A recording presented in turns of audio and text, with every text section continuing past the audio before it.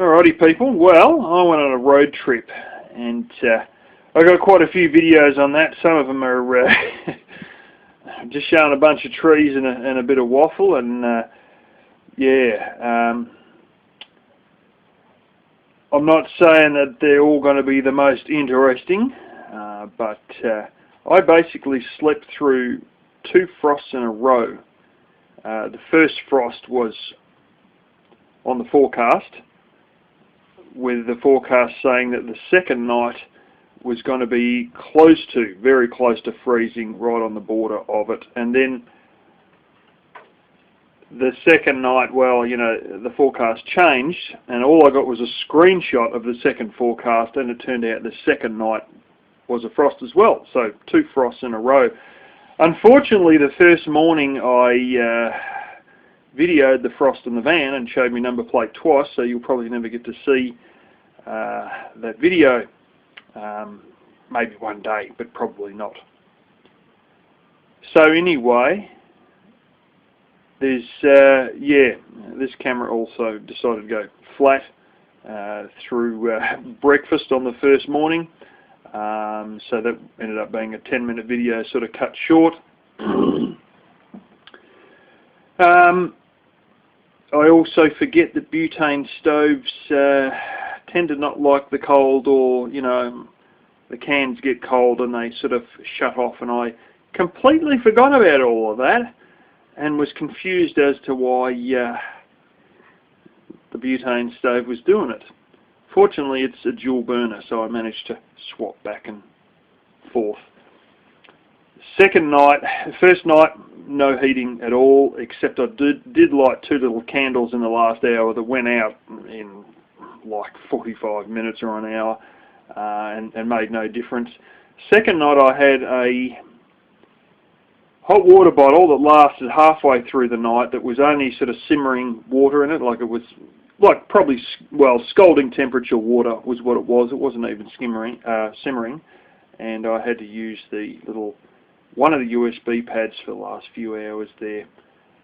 And that second night I woke up at 1:45 and there was already ice on the roof of the van, and by the morning there was probably about double the amount there was at 1:45.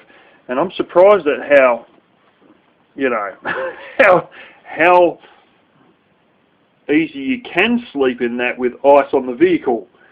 I'm not saying it was 20 below freezing, but, you know, I'm just saying I didn't think it would be even possible to even sleep with ice on the vehicle. And although I wasn't the greatest sleeper, you know, I did get in a decent few hours there without a doubt. Probably, you know, 4 or 5 hours, no problems on the second night. First night it was probably only 3 or 4 hours. Second night it would have been 5, maybe 6 hours. Yeah.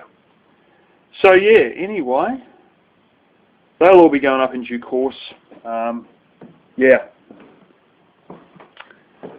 And yeah, learn a few things, and I make a video where I talk about what I learnt later on, but you'll hear as the videos go on, there's certain things I'm realising aren't the best idea, certain things I would change in future, and there's got to be a few minor changes made, including probably getting a stand for that stove. I'm actually going to try and go on their website and see if they make a stand that I can just buy outright that fits into the bottom of the stove somehow, instead of building my own. If they have a proper official one, I'll buy the official one, because it can't be any more than about 15 or 20 bucks anyway. But yeah, it is nothing like trying it out in the real world. And the end of all this will be rounded off by, I think the video is about a 44-minute video on my thoughts and ideas about van dwelling, in which I reveal some interesting things about camping in this country. And without breaking any rules and without trying to stealth camp, it is very, very realistic to be able to live in an area, in a van, rent-free, not stealth camping, not trying to hide, and not break any rules either. And it is just surprising.